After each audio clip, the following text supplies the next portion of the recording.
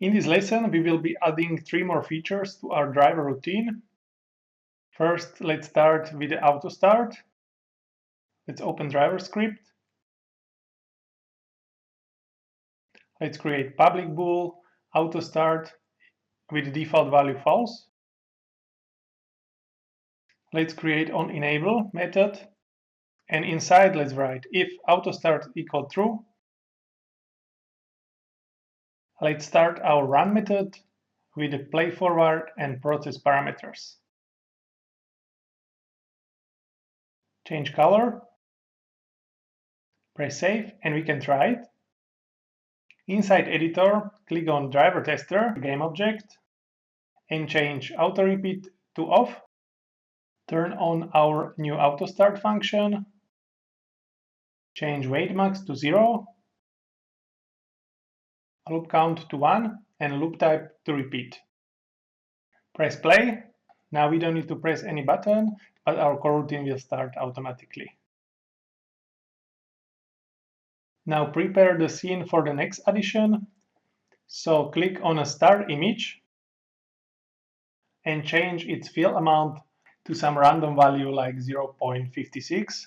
And the idea behind it is that sometimes we would like to see UI elements at different state in editor and at different state when we press a play. To implement it, let's go back to driver script. And let's create new variable public bool pre-start onEnable equals true.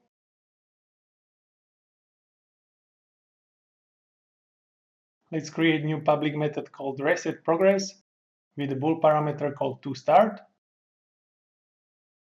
Inside, let's write float result equals 0.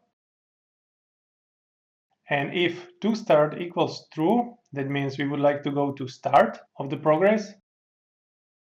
The result will be 0.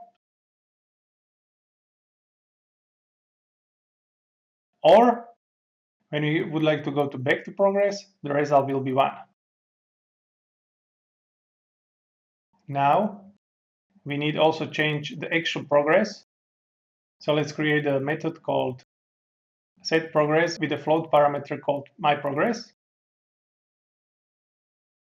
And inside, let's write progress equals myProgress. Now let's add our setProgress method to the resetProgress if and else statement. So inside the if, there will be setProgress 0. And inside else, there will be setProgress at loopCount.duration, which is basically whole duration. So the resetProgress method can basically set our progress to the end or to the start.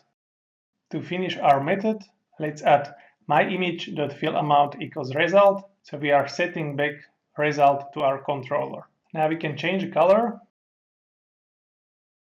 To finish it, we need to add our resetProgress method inside onEnable method. So let's add if pre-start onEnable equals true. Let's run resetProgress with the play forward option. That means when play forward is true and we would like to reset progress, it will jump to the beginning. And if the play forward is false, then we are jumping to the end. Let's save the file and test it. Select driver tester game object. We see our pre-start onEnable is true by default. Let's press play. And we see fill amount jump to the beginning automatically.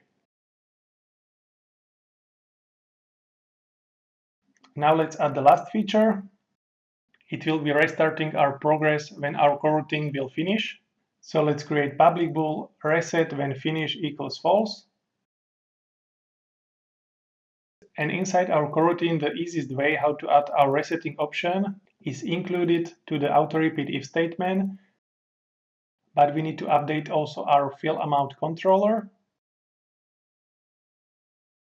So let's add myImage.fillAmount equals 0 to the if statement. And myImage.fillAmount equals 1 to the else statement. Let's save the file and test it.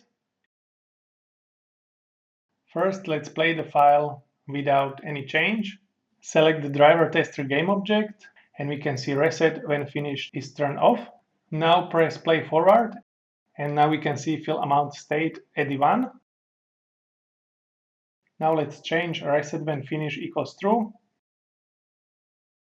Now when we press play forward, the fill amount jump back to the 0. That's it for now, so thank you and see you in the next lesson.